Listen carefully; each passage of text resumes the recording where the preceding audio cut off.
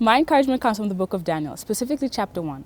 So in this chapter 1, we see that there are four main characters: Daniel, Meshach, Shadrach, and Abednego.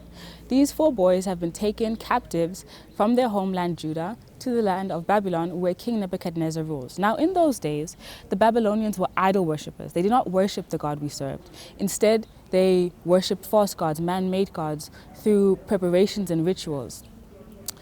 When these four boys were in the land of Babylon, they were called by King Nebuchadnezzar along with many other youths in order to stand before the king in service. King Nebuchadnezzar provided them with different names. He provided them with food from his very own table, as well as he provided them with wisdom and teaching of the Babylonian culture, language, and literature. You know the saying that you can take the girl out of the hood, but you can't take the hood out of the girl?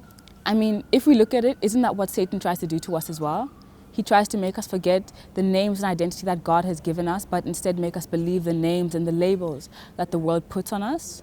It's in times like this that I think we should take a page from the book of Shadrach, Meshach, Daniel, and Abednego, whereby even when King Nebuchadnezzar tried to infiltrate the Babylonian way onto them, they still stood firm in their faith in God. They remembered whose they were, and they did not stray away from that. And if you read in the further chapters in Daniel, you can see how strong their faith in God actually was. I think that we should take a look at our own lives, and we should see where we have believed the labels and the names that the world has given to us, and in doing so forgotten the identity that God has given to us. We should stand strong in our identity in Christ. We should know the God we serve. I think we should take a look at our own lives and where we have allowed the world to label us and name us, and in doing so forgotten our God-given identity. We must remember whose we are, the God that we serve, and return to that strong standing point in Christ. Now I want to encourage you and remind you of the names that God gives us in the Bible. You are the salt of the earth. You are the light of the world. You have been wonderfully and fearfully made.